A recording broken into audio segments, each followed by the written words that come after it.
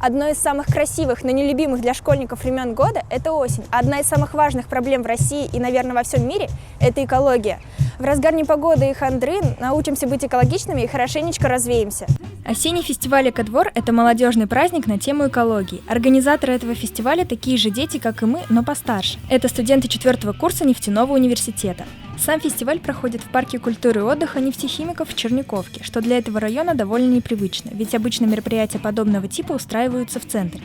Как сказал один из организаторов фестиваля, они решили провести праздник не в каком-то дворе, где мало народу, а в парке, что, как по мне, было хорошей идеей. Фестиваль не только экологический, но и музыкальный, и одной из вокалисток мы спросили, как она относится к экологии. Почему вы решили участвовать в таком фестивале? Нам очень нравится поддерживать данное мероприятие. Мы не первый раз участвуем, защищаем экологию, поддерживаем народ. Мы участвовали уже в Краснояре тоже, поддерживали от экологического загрязнения нашу природу, наши края. Как музыка поможет в экологии? Она соединяет людей, люди слышат звуки музыки, приходят на зов. Я думаю, тем самым они привлекаются и соединяются, сплетаются.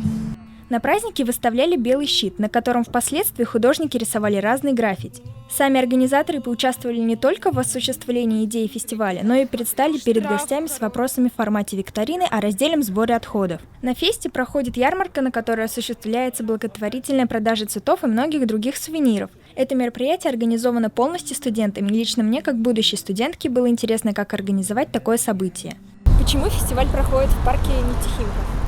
Да, я долго выбирал, где буду проводить фестиваль, и решил проводить именно здесь, именно в Черниковке, потому что в этом районе расположен общественный центр «Улей», который я хочу популяризировать среди жителей Черниковки и рассказать о том, что они занимаются экологизацией и культурным просвещением. Идея создать такой фестиваль была спонтанной. «Экодвор» — это всероссийская акция, проходящая в разных городах России. Чтобы организовать такой фестиваль, нужно договориться с администрацией города и с администрацией парка.